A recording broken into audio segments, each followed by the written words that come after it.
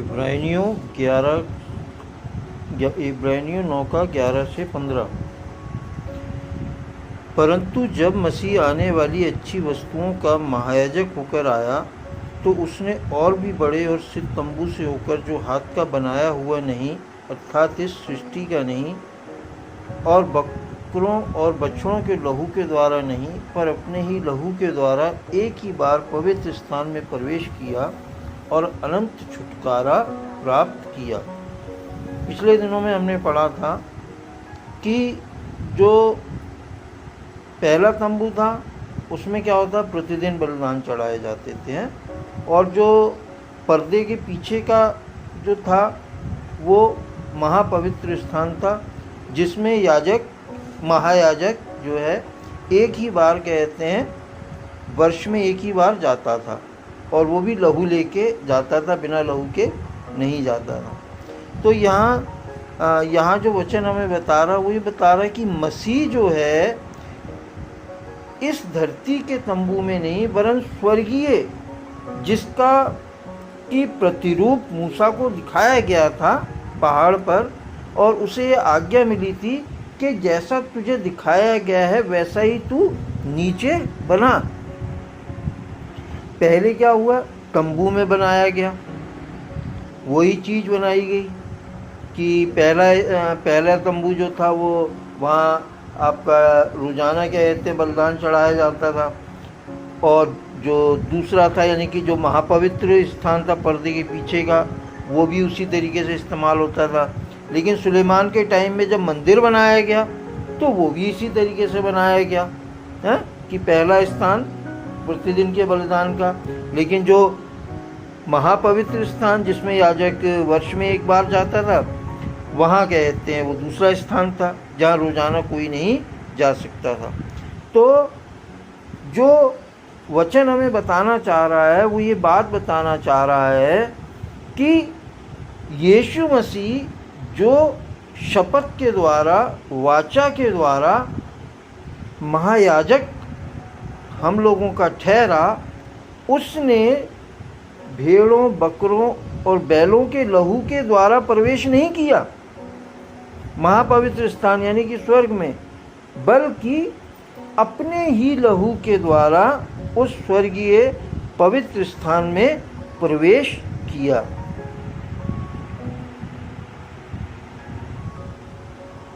Bible बताती है बिना लहू के द्वारा, पिछले समय से चला आ रहा है, बिना लहू के द्वारा इंसान को छुटकारा नहीं मिलता, बलिदान चढ़ाना पड़ता है पापों से माफ़ी के लिए। लेकिन यीशु मसीह जो हमारा महायाजक ठहराया गया वाचा के द्वारा, उसने अपने ही बलिदान के द्वारा, अपने ही लहू के द्वारा हमें क्या है, पवित्र कर दिया। तो आगे हम पढ़ेंगे इस बात को खुल के, और वचन बतलाता है 13वें पद में, क्योंकि जब बकरों और बैलों का लहू और कलोल की राख अपवित्र लोगों पर छिड़के जाने से शरीर की शुद्धता के लिए पवित्र करती है, तो मसीह का लहू जिसने अपने आप को सनातन आत्मा के द्वारा परमेश्वर के सामने निर्दोष चढ़ाया, तुम्हारे विवेक को मरे हुए कामों से क्यों ना शुद्ध करेगा, ताकि तुम जीवते परमेश्वर की सेवा करो। पुराने उसमें क्या था कि बकरों का, बैलों का लहू जैसा बताया, और राख जो थी वो छिड़की जाती थी, लहू जो था छिड़का जाता था, महापवित्र स्थान में भी संदूक के ऊपर भी छिड़का जाता था, लोगों के ऊपर भी छिड़का जाता था, कलोर की राख यानी कि जो राख होती थी वो भी डाली जाती थी। तो वो क्या था कि वो उन लोगों को पवित्र ठहराती थी, है ना। लेकिन यहाँ जो है यीशु मसीह ने जो अपना बलिदान दिया, जो अपना लहू बहाया, तो उसके द्वारा हम जो हैं अपने मरे हुए कामों से क्यों नहीं पवित्र किए जाएंगे। ये श्योरिटी देती है। आज का वचन जो है हमें ये एक श्योरिटी देता है, एक ये आपका सच्चा, जो जिसे कहा जाए कि सच्ची बात ठहराता है, वो ये है कि जब बैलों और जानवरों का लहू और राख जो है वो लोगों को पवित्र करती थी, तो आज यीशु मसीह का बलिदान, उसका लहू हमारे को क्यों नहीं पवित्र करेगा? और ये पवित्रता हमें काहे से प्राप्त होगी? क्या अपने कामों से? क्या बलिदान चढ़ाने से? नहीं, वरन ये खाली हमारे विश्वास करने से हुई। कर्मों से तो कोई भी धार्मिक नहीं ठहर सकता, लेकिन फिर भी कर्म जरूरी है। लेकिन इंसान काहे से धार्मिक ठहर सकता है, धर्मी ठहर सकता है? विश्वास के द्वारा।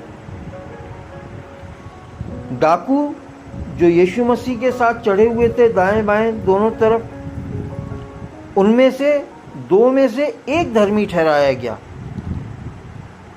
उसने कर्म भी नहीं कोई किया था, डाकू था, सजा पा रहा था, परंतु उसने क्या किया?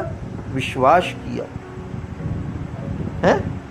और यीशु मसीह ने उससे क्या कहा कि तू आज ही मेरे साथ स्वर्गलोक में होगा। आज हम देखते हैं कि बहुत से लोग विश्वास ही नहीं करते हैं कि वो धर्मी ठहराए जा चुके हैं विश्वास के द्वारा। यहाँ तक कि मैं देखता हूँ कि बहुत से पादरी तक इस बात को नहीं, पुलपिट से खड़े होकर ये बोलते हैं कि ये बात कोई नहीं मान सकता कि वो धर्मी ठहर चुका या वो स्वर्ग में जाएगा। क्यों? जबकि वचन हमें बता रहा है, 14वें पद में वचन हमें बता रहा है, तुम्हारे विवेक को मरे हुए कामों से क्यों ना शुद्ध करेगा, ताकि तुम जीवते परमेश्वर की सेवा करो। क्यों नहीं शुद्ध करेगा यीशु मसीह का लहू? क्यों लोग वाग इस बात को मानते हैं? क्यों? क्योंकि उनका मन उन्हें दोष देता है। वो चाहते तो हैं कि वो किसी तरीके से यीशु मसीह पर विश्वास करने के द्वारा धर्मी ठहराए जाएं,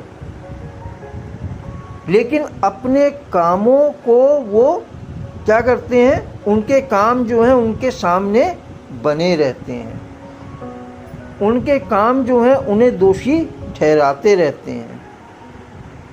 अब इस कारण से कि उनके ही काम उन्हें दोषी ठहराते रहते हैं, तो जो विश्वास की धार्मिकता है वो काम नहीं कर पाती। विश्वास की धार्मिकता क्या है? कि विश्वास की धार्मिकता ये है, रोमियो की पत्री में भी लिखा है कि यदि तू अपने मुंह से यह अंगीकार करे कि यीशु मसीह मेरे पापों के लिए बलिदान चढ़ा और मुर्दों में से जिलाया गया, तो वो तेरे को क्या करेगी? विश्वास की धार्मिकता धर्मी ठहराएगी। कर्मों से इंसान धर्मी नहीं ठहर सकता। क्यों? क्योंकि कर्म तो हमारे डेली ही गड़बड़ाते रहते हैं।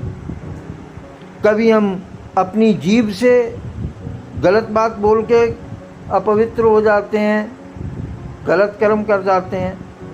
अब जीभ के विषय में क्या लिखा है? जीभ को कोई अपने वश में ही नहीं कर सकता, तो आप कैसे कर लेंगे जीभ को वश में? हैं? लिखा है शरीर आपके वश में ही नहीं रह सकता, तो आप कैसे शरीर को वश में कर लेंगे? मन आपके वश में ही नहीं रह सकता, लिखा हुआ है, तो आप अपने मन को कैसे वश में कर लोगे? तो इन तीन चीज़ों से मिलके हमारी जो बॉडी बनी है, मन और जो शरीर है और ये जीभ है, ये जो जीभ, ये यानी कि जो प्रयोग में आती रहती है, जब ये तीन चीज़ें हमारे वश में नहीं है तो हम गलती गलती गलती करते रहते हैं। और ये गलतियाँ, ये पाप ही हमारे को हमारे विश्वास में कमज़ोर बनाए रखते हैं और हम इस बात को स्वीकार ही नहीं कर पाते हैं। मैंने बड़े बड़े पास्टर्स को भी कहते हुए देखा है कि कोई नहीं कह सकता कि वह स्वर्ग चला जाएगा, कोई नहीं कह सकता कि वो धर्मी हो गया है। क्यों? क्योंकि काम नहीं है अच्छे, लेकिन हम अगर प्रभु परमेश्वर के आपका वचन पर जो उसने हमें दिया है ध्यान देते हैं, तो वचन कहता है कि विश्वास जो है तेरा तुझे धर्मी ठहरा देता है। रोमियो की पत्री में मैंने पढ़वाया था, विश्वास के द्वारा जब तुम धर्मी ठहराए गए हो तो परमेश्वर से मेल जोल बनाओ। आपका मेन काम है, जब आप विश्वास के द्वारा धर्मी ठहराए गए हैं, कर्मों के द्वारा धर्मी नहीं ठहराए गए हैं, तो आपका विशेष काम यह है कि आप परमेश्वर की संगति में बने रहें। ठीक, यीशु मसीह ने क्या कहा? तुम निरंतर प्रार्थना किया करो। निरंतर, निरंतर का मतलब है लगातार प्रार्थना किया करो, ताकि तुम क्या हो, परीक्षा में ना पड़ो। परीक्षा क्या है? यही है परीक्षा सबसे बड़ी, कि विश्वास ने तो हमें धर्मी ठहरा दिया, यीशु मसीह के बलिदान ने, उसके लहू ने तो हमें धर्मी ठहरा दिया, लेकिन हमारे जो काम है वही हमारी परीक्षा बन जाते हैं और हमारे विश्वास को क्या करते हैं, कमज़ोर करते चले जाते हैं, और हम स्वयं ही ये नहीं मान पाते हैं कि हम धर्मी ठहराए जा चुके हैं। हम क्या है, यूं सर हिलाने लग जाते हैं। जब कोई हमारे सामने प्रचारक या कोई बात करता है तो हम यूं सर हिलाते हैं, सही बात है हम धर्मी नहीं हैं, सही बात है हम स्वर्ग नहीं जा सकते हैं। तो इसके इस तरीके से सर हिलाने से क्या होता है?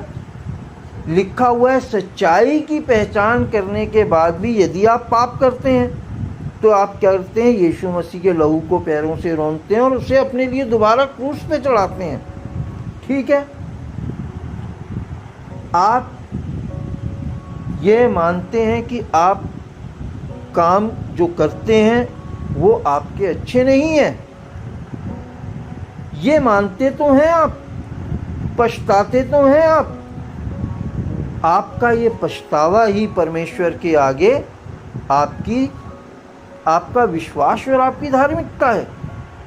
बहुत से लोग हैं पछताते नहीं हैं,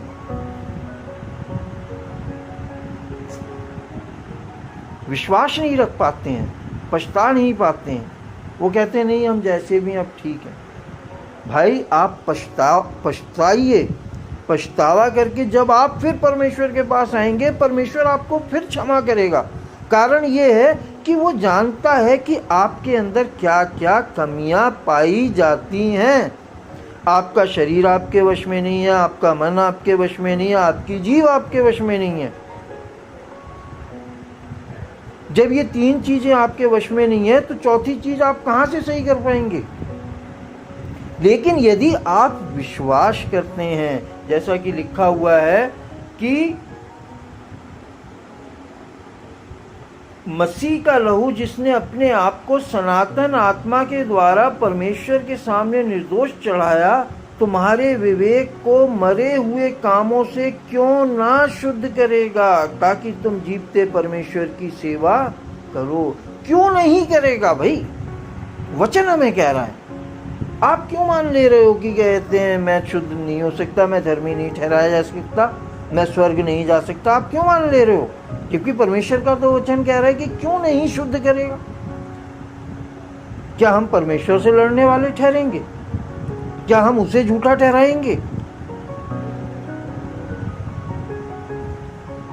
भाई जहां तक प्रभु का वचन मैंने पढ़ा और समझा है, मनुष्य के, लिखा है यीशु मसीह ने कहा है कि मनुष्य के सारे अपराध क्षमा किए जाएंगे, लेकिन जो पवित्र आत्मा के लिए विरोध करेगा या उसको गलत बोलेगा या उसके क्या कहेगा, निंदा करेगा, सही वर्ड, जो पवित्र आत्मा की निंदा करेगा उसका पाप ये जो है क्षमा नहीं किया जाएगा। लेकिन मनुष्यों के सारे अपराध यीशु मसीह ने पहले ही कह दिया कि हर एक पाप क्षमा किया जाएगा। भाई हम यीशु मसीह को झूठा ठहरा दें क्या? क्यों नहीं मान रहे हो हैं? क्यों नहीं विश्वास कर रहे हैं? जबकि वचन कह रहा है कि क्यों नहीं तुम्हारे को कहते हैं शुद्ध करेगा। यीशु मसीह कह रहा तुम्हारे सारे अपराध क्षमा हो जाएंगे, लेकिन पवित्र आत्मा की निंदा क्षमा नहीं। क्या हम लोग कहते हैं पवित्र आत्मा की निंदा करते हैं? जैसा कि उस समय कर रहे थे लोग वाग यीशु मसीह के सामने। यीशु मसीह की, क्योंकि वो पवित्र आत्मा से ही पैदा हुए थे, हैं? और लोग वाग उन्हें क्या कह रहे थे कि इसके अंदर तो दुष्ट आत्मा है, वो निंदा थी।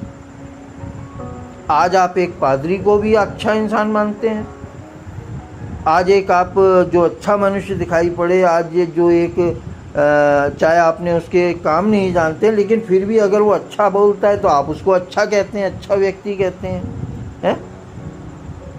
लेकिन उस समय तो लोग वाग यीशु मसीह को अच्छा करते हुए देख रहे थे कि वो कितने बड़े बड़े काम कर रहा है, लेकिन उसके बावजूद भी क्या कह रहे हैं कि ये शैतान के द्वारा ही निकालता है शैतान को। तो वो निंदा हो रही थी, पवित्र आत्मा की वो निंदा हो रही थी। आज हम लोग ऐसा तो नहीं करते। तो हमारे अपराध क्यों नहीं क्षमा होंगे? जरूर होंगे। हमारे पाप क्यों नहीं माफ होंगे? जरूर होंगे। हम क्यों नहीं स्वर्ग जाएंगे? जरूर जाएंगे। हम क्यों नहीं धर्मी ठहरेंगे? जरूर ठहरेंगे। क्यों? क्योंकि ये बात हम नहीं कह रहे। कर्मों से तो हम धर्मी ठहर ही नहीं सकते हैं भाई। क्यों? क्योंकि ना शरीर वश में है लिखा हुआ है, ना जीव वश में है, और ना ही हमारा मन हमारे वश में है। कर्मों से तो हम कभी नहीं ठहर सकते। क्यों? क्योंकि अगर मान के चलो शरीर से पाप नहीं करते हैं तो मन से पाप कर देते हैं। यीशु मसीह ने कहा यदि तुमने मन में ही सोच लिया तो तुम पापी हो गए, अपवित्र हो गए, अशुद्ध हो गए तुम। क्योंकि जो कुछ अंदर से निकलता है वही मनुष्य को अशुद्ध करता है। बड़े बड़े पास्टर ये तो मानते हैं कि खाने पीने में अशुद्ध नहीं होते, सूअर खा जाएंगे अशुद्ध नहीं होंगे, लेकिन दारू पी लेंगे अशुद्ध हो जाएंगे। लेकिन अगर वचन देखा जाए तो इब्राहिम के टाइम में भी यीशु मसीह क्या लेके आया? रोटी और, मैं हमने पढ़ाया था, रोटी और वाइन लेके आया।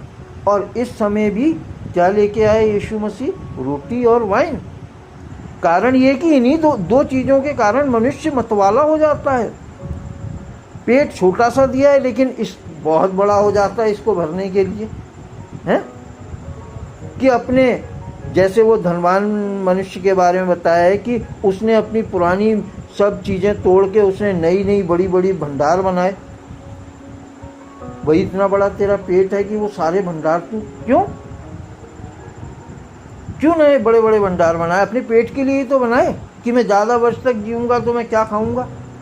तो आज हम लोग इसी रोटी के लिए और इस वाइन के लिए, जो खुशी भी देती है दुख भी देती है, और ये चीज़ शुरू से चली आ रही है, इंसान इन दो चीज़ों के कारण अपराध करता है। नूह जो पवित्र इंसान था परमेश्वर की नज़रों में, वो भी क्या हुआ? वाइन पीने के बाद नंगा हो गया। तो वचन बताता है हमें कि यीशु मसीह मलिकी सिदिक के रूप में जो इब्राहिम के समय में महायाजक था, वो रोटी वाइन लाया इब्राहिम के लिए। यीशु मसीह जो 2021 साल से कुछ साल, यानी कि 2021 साल हो गए उनकी मृत्यु को, लेकिन उससे 33 वर्ष और जोड़ दिया है। उस समय जब यीशु मसीह आया तो वो भी गए थे रोटी और वाइन लाया। पौलुस कहते हैं एक जगह की दाखरस से मतवाले ना बनो, हैं? क्योंकि जब प्रभु भोज के लिए तुम इकट्ठे होते हो तो कोई तो ज़्यादा खा लेता, कोई ज़्यादा खा लेता है तो लोग भूखे रह जाते हैं, कोई ज़्यादा पी लेता है तो मतवाला हो जाता है ना। तो ये चीज़ चली आ रही है। इंसान अपने कामों के द्वारा, अपने मन के द्वारा, अपने शरीर के द्वारा, अपनी जीभ के द्वारा पवित्र नहीं बन सकता, लेकिन परमेश्वर का वचन हमें पवित्र ठहरा देता है। वो उल्टा और गवाही देता है, क्यों नहीं ठहरोगे पवित्र, क्यों नहीं धर्मी ठहरोगे। हमें क्या करना है? सिर्फ रोमियो की पत्री में जैसा कहा गया है कि विश्वास करना है, और विश्वास करने से जब तुम धर्मी ठहरे तो क्या करना है? परमेश्वर की संगति में बने रहना है, उससे मेल जोल बढ़ाए रहना है, ताकि हम परमेश्वर के इकलौते बेटे अपने उद्धारकर्ता के बलिदान के द्वारा हम धर्मी ठहराए जाएंगे और स्वर्ग में जाएंगे। प्रभु अपने वचन के पढ़े और सुने जाने पर बहुतायत से आशीष दे कि हम जीवते परमेश्वर की सेवा करते रहें। आमीन, आमीन, आमीन। प्रभु यीशु मसीह के नाम। प्रार्थना करेंगे।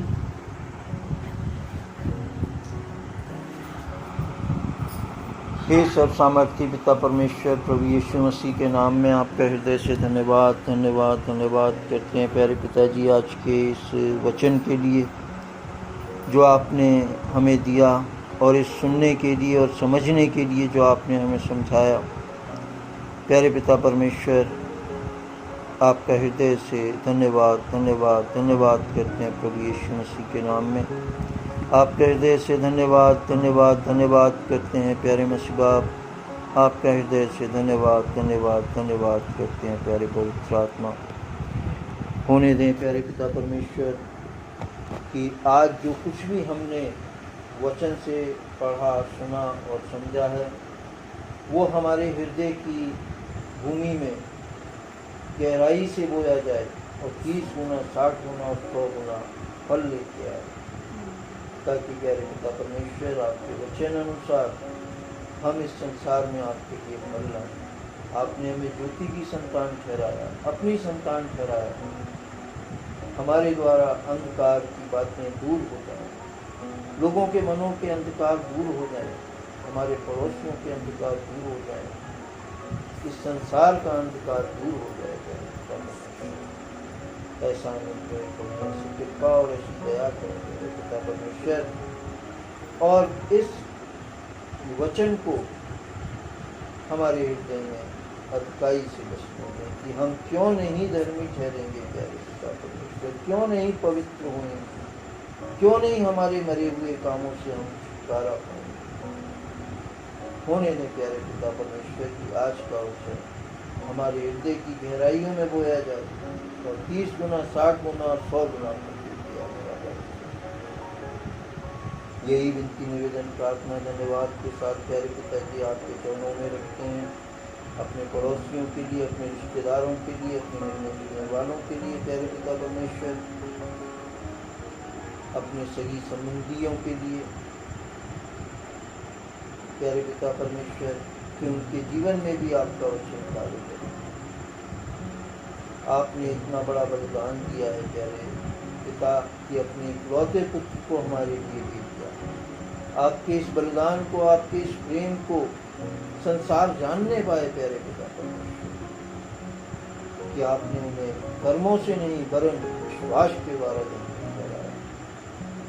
आपने उन्हें भेड़ों और बकरों और बैलों के लहू के द्वारा नहीं वरन अपने इकलौते पुत्र के लहू के द्वारा पवित्र ठहराया। इस बात पर हम जान सकें, इस बात पर हम विश्वास कर सकें, इस बात पर संसार विश्वास करने पाए और आपका वचन पूरा हो प्यारे पिता परमेश्वर, कि हर एक घुटना झुकेगा और हर एक जुबान अंगीकार करेगी कि यीशु ही प्रभु है। हमारे पड़ोसी जान सके, हमारे रिश्तेदार जान सके, हमारे मिलने जुलने वाले जान सकें, हमारे दोस्त और दुश्मन जान सकें प्यारे पिता परमेश्वर, और आपके इस महान उद्धार को, आपके इस महान कार्य को विश्वास के द्वारा अपने हृदयों में ढांढस मानने वाले बन सकें। क्योंकि आपने कहा है प्यारे प्रभु जी कि ढांढस बांधो, मैंने संसार को जीत लिया। तुम्हें कलेश तो होता है, संसार में दुख तो होता है, परंतु ढांढस बांधो।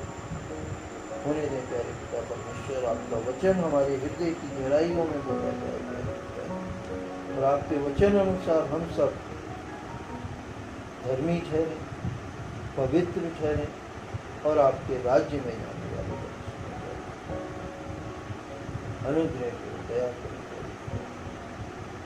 प्रार्थना करते हैं धन्यवाद के साथ विनती निवेदन प्यारे पिता परमेश्वर, अपने तमाम उन बीमार भाई और बहनों के लिए जेल खानों में पड़े कैदी बहन और भाइयों के लिए, बच्चों के लिए, और प्यारे पिता परमेश्वर प्रदेश में रहने वाले बहन और भाई और बच्चों के लिए। प्यारे पिता परमेश्वर, जैसा कि आप जानते हैं कि ये तीनों स्टेजेस जिसमें स्वयं भी आपने अपने आप को रख दिया कि मैं बीमार था, मैं जेल खाने में था, मैं नंगा था, मैं भूखा था, मैं परदेश में था। तो प्यारे पिता परमेश्वर, ये स्टेजेस ऐसी होती हैं जिसमें इंसान अपना अकेलापन महसूस करता है। हमारे तमाम उन बहन और भाइयों को प्यारे पिता परमेश्वर, बच्चों को प्यारे पिताजी, जो जेल में हैं, जो बीमार हैं, जो परदेश में हैं, जो भूखे और नंगे, कंगाल और कंगाल हैं, प्यारे पिता परमेश्वर, अपने वचन के द्वारा उनकी सहायता और मदद करें। हम आपसे मांगते हैं प्यारे पिताजी, क्योंकि वचन कहता है कि प्रार्थना के द्वारा एक दूसरे की सहायता करो, प्रार्थना करो ताकि एक दूसरे के लिए तुम चंगे हो जाओ। इसलिए प्यारे पिता परमेश्वर, हम प्रार्थना करते हैं आपसे कि सबों पर आपकी दया हो, अनुग्रह हो प्यारे पिता परमेश्वर, और सब आप में बचाए जाएं प्यारे पिता, अनुग्रह करें, दया करें। विनती निवेदन प्रार्थना धन्यवाद के साथ आपके चरणों में रखते हैं प्यारे पिताजी, अपने देश के लिए और संसार के तमाम देशों के लिए, उनके राजाओं, हाकिमों और ऊंचे पदधारियों के लिए प्यारे पिता परमेश्वर। प्यारे पिता परमेश्वर, हम देख रहे हैं कि इस समय पॉलिटिकल माहौल जो है, राजनीतिक माहौल बड़ा ही गड़बड़ा रहा है प्यारे पिता परमेश्वर। कोई कुछ कहता है, कोई कुछ कहता है, कोई कुछ कहता है प्यारे पिता परमेश्वर।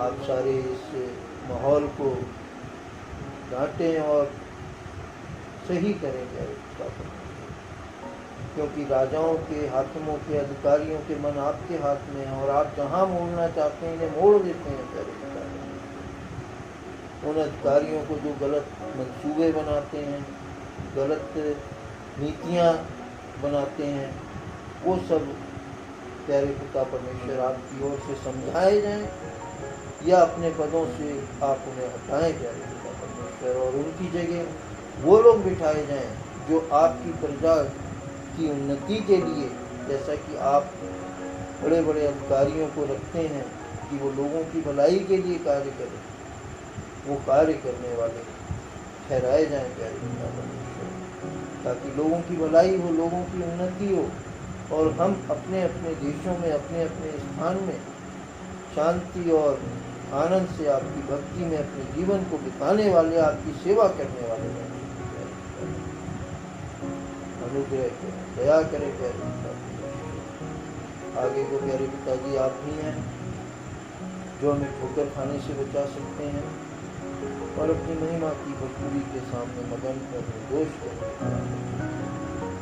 आप अधिक परमेश्वर, हमारे उद्धारकर्ता की महिमा और गौरव और पराक्रम और अधिकार हमारे प्रभु यीशु मसीह के द्वारा जैसा सनातन काल से है, अब भी हो और युगानुयुग होता रहे। आमीन, आमीन, आमीन। प्रभु यीशु मसीह के द्वारा हो सिताइश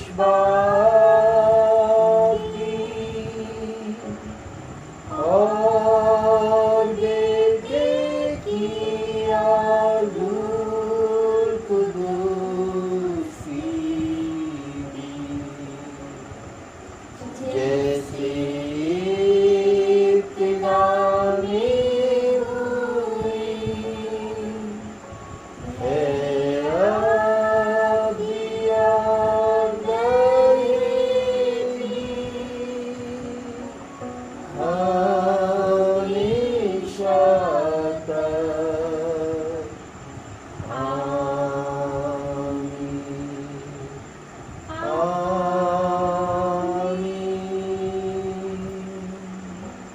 आमीन।